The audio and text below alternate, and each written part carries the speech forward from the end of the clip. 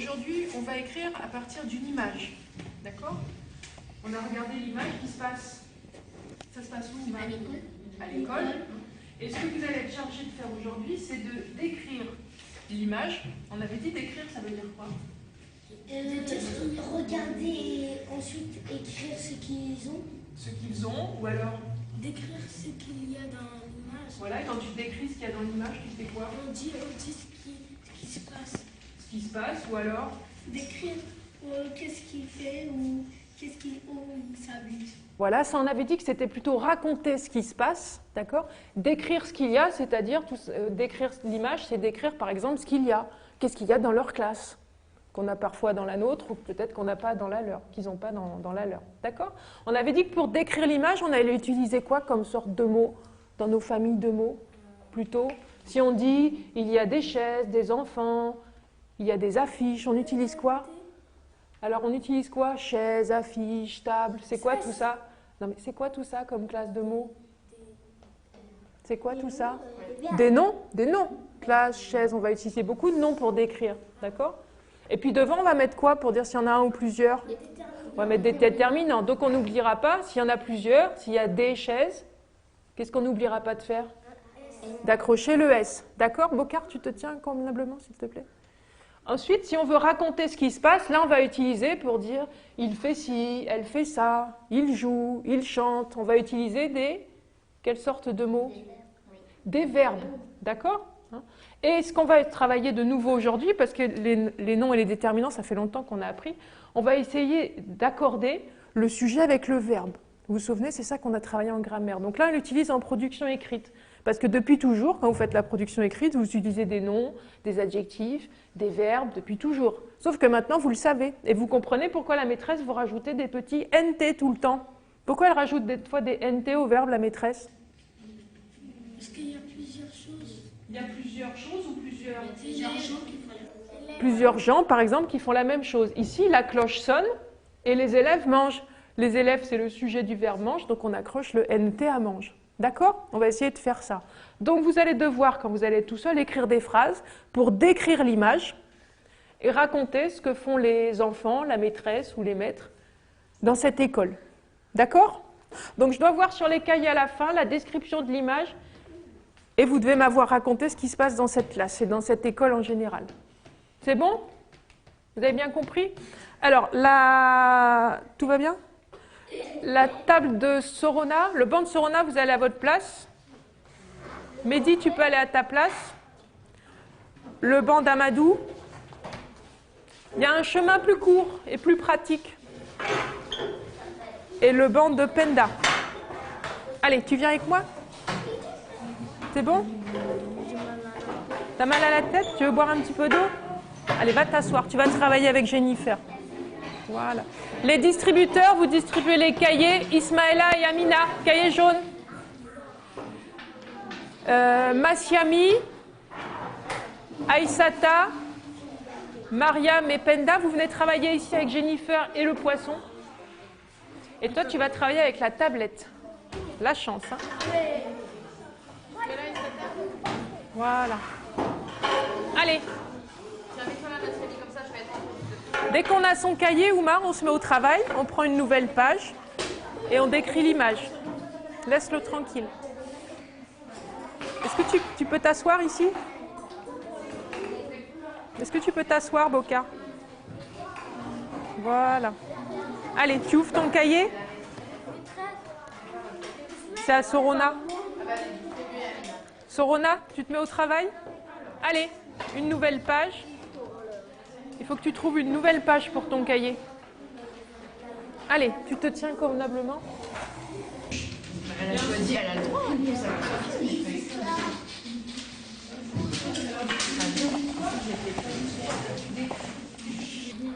Alors, sinon, regarde, si tu veux dire que c'est pas dans une classe, mais c'est dans celle-là que tu regardes. Comment on dit? Dans...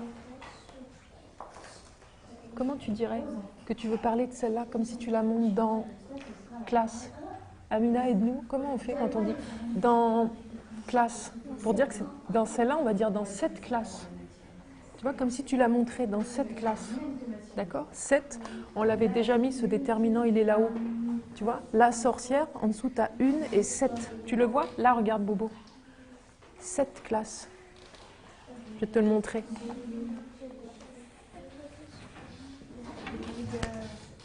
Dans 7 classes. D'accord? Pour dire que c'est celle-là dont tu parles. Qu'est-ce que tu vas écrire comme phrase complète? Dis-moi ta phrase avant de l'écrire. Dans cette classe. Oui.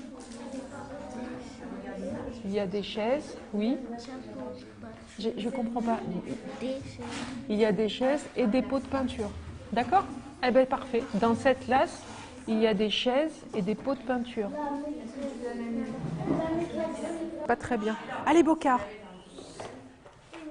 Dans cette classe. Allez, tu continues tout seul. Et le dans, c'est le dans la classe qui est là-haut. Tu fais quoi là? Oui. Je vais venir voir tout à l'heure ce que tu as fait, Mariam. D'accord? T'inquiète pas. Pareil, Penda, j'arrive. Alors, les élèves écoutent. On parle des élèves, qu'est-ce qu'ils font? Ils écoutent. Donc, s'il y a plusieurs élèves qui écoutent, on accroche quoi au verbe? F. Non, regarde, les élèves écoutent, c'est comme les élèves mangent. On accroche quoi? Le N et le T. Et le T. Tu vois, les élèves écoutent, c'est comme les élèves mangent. Oublie pas la majuscule. Hein? Alors, qu'est-ce que tu écris, toi? La maîtresse lit une histoire aux enfants. Alors, aux enfants, ça on l'avait pas vu, il faut que tu accroches un petit X. Alors, peinture, tu peux corriger tout seul, parce que peinture, c'est comme ceinture. Ça, tu peux le corriger tout seul. Le 1 de peinture, c'est le 1 de ceinture. Alors, le 1 de ceinture, tu te retournes et puis tu regardes où il est. Hein? Ça, tu peux le corriger tout seul. Le 1, juste le 1 de ceinture, qu'est-ce qu'il te faut comme lettre? E-I-N. Voilà, ceinture, c'est comme peinture, tu peux corriger tout seul. À la fin, c'est comme valise, ze, pour faire z. Voilà. Je vais te les mettre tous devant. Vas-y, relis-moi. Là. Regarde, lis. Lis. Toi, tu veux une, justement. Tu l'as mis au petit mot une. Ah non, tu m'as dit lis l'histoire. Oui, histoire, après, il te manque. Regarde, t'as des étiquettes maintenant. Eh ben oui.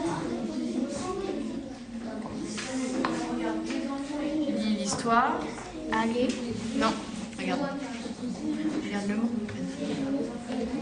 Ça commence par quoi? C'est le O de jaune. A et U, ça fait quoi? Oui, c'est aux enfants, comme tu m'as dit. Tu peux coller, Penda, vas-y. Lis. Ah, lis histoire. T'as oublié un petit mot, tu... Alors, regarde, je te lis ce que tu as écrit. Dans cette classe, il y a des chaises et pots de peinture. Et des pots de peinture, donc il faut que tu rajoutes le D. Voilà. Pendant ce temps, d'autres enfants font du sport. Très bien. Alors, pendant ce temps, par contre, tu as inversé les... Comment on écrit pendant? Pendant, comment on écrit? Voilà. Et après, le deuxième en. Oui, pendant, tu l'auras dans le texte rose en plus pour vérifier.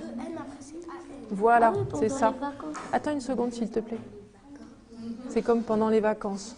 Très bien. Et alors, fais voir. D'autres enfants, ils te font un S à autre. Ça, on l'a pas vu encore. Sport, regarde. Sp. Demande à Théodore, sinon. Voilà. Sport. Tu vas faire ton dextro?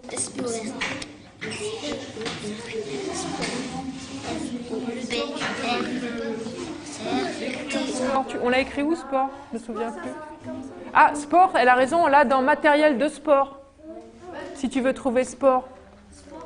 Sport. Alors, est-ce que tu fais du saut-port, toi? Non. Non, tu fais du sport. Alors, corrige-toi. Voilà. Et du coup, il faut que tu accroches quand même ton S et ton P.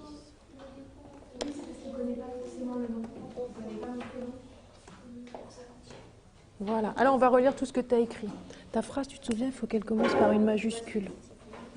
Alors, lis-moi ce que tu as écrit. Les élèves écoutent L'histoire. Ah, t'as pas marqué ça, t'as marqué les élèves écoutent histoire. Et toi, tu me dis les élèves écoutent l'histoire. Alors voilà, tu peux le rajouter. Alors, regarde, les élèves écoutent l'histoire. Tu peux attendre une toute petite seconde? Oui.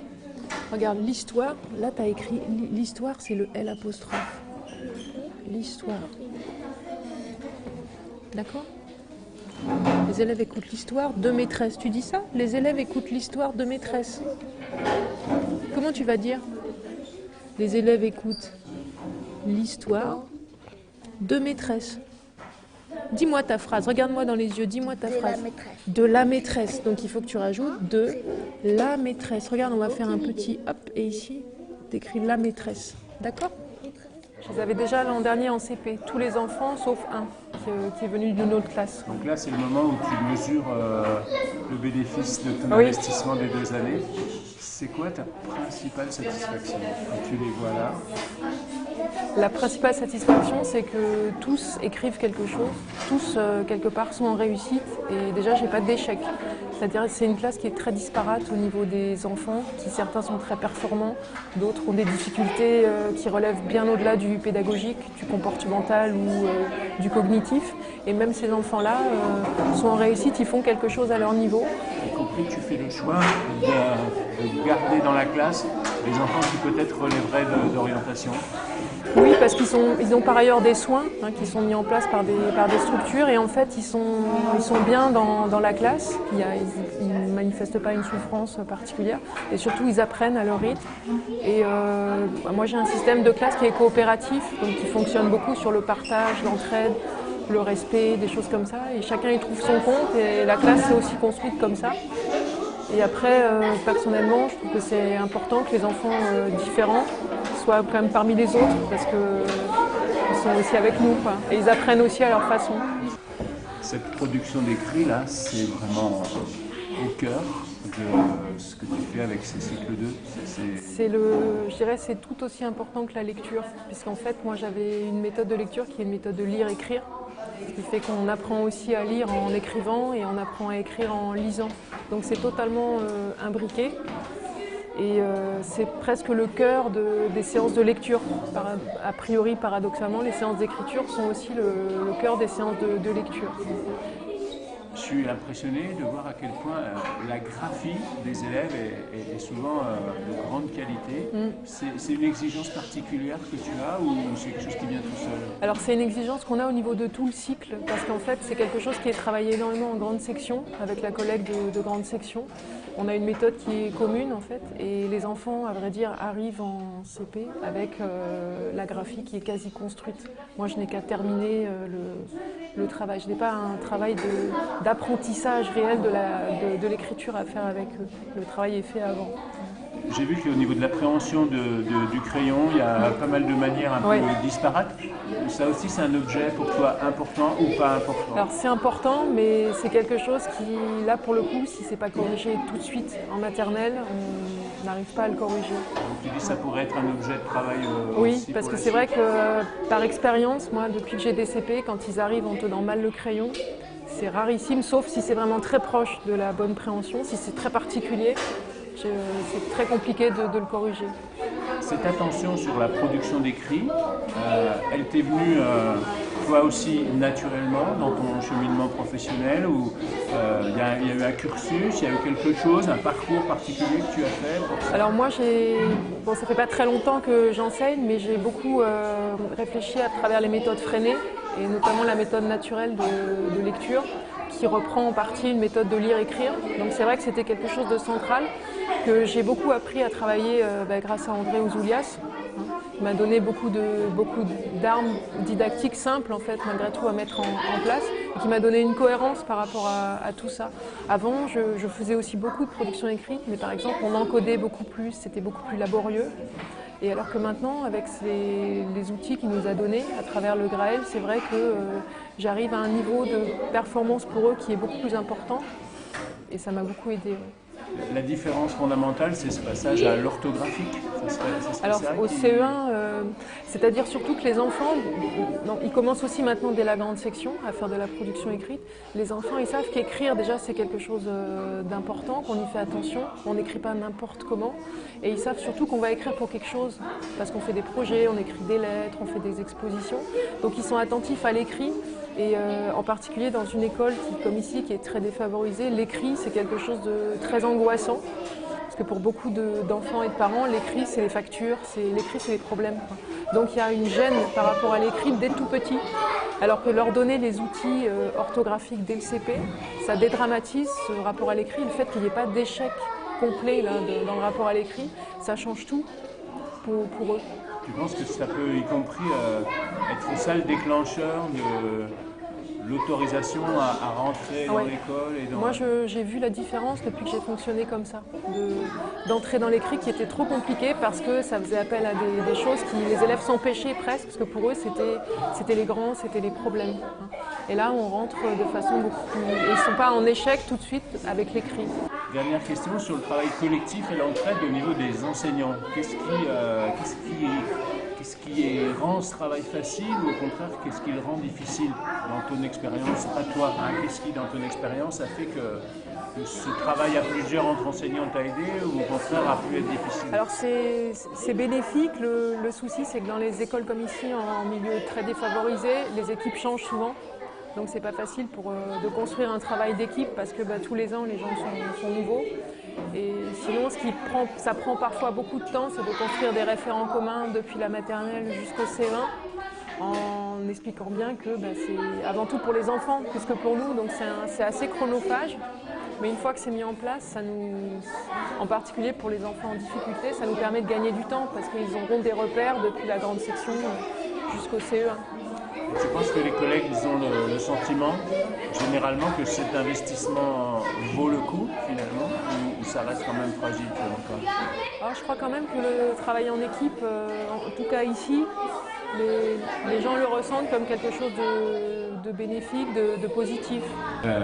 Est-ce qu'il y a des choses qui, pour toi, restent problématiques, questionnantes, compliquées, où tu dis là, on bute, on n'avance pas, je ne sais pas ce qu'il faudrait faire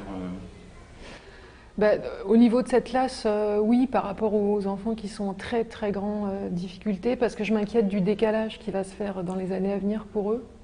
Donc trouver des solutions extérieures à l'école pour certains, c'est surtout ça, et tout en essayant de faire en sorte qu'ils ne soient pas en échec dans la classe. Mais face à la très grosse difficulté scolaire, c'est vrai que parfois on a des inquiétudes. Il ne faut pas que l'inclusion de certains enfants empêche le fait qu'il y a des structures extérieures qui doivent prendre en charge certaines choses pour lesquelles nous on n'est pas formés, qui relèvent du handicap ou de choses comme ça.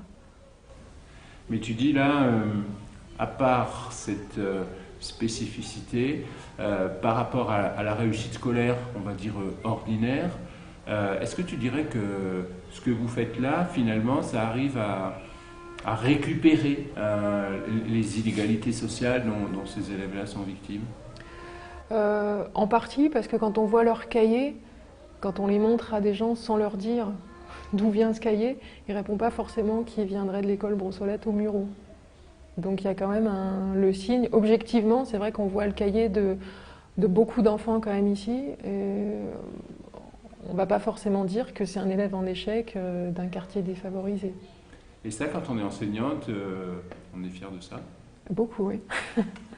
Surtout pour eux.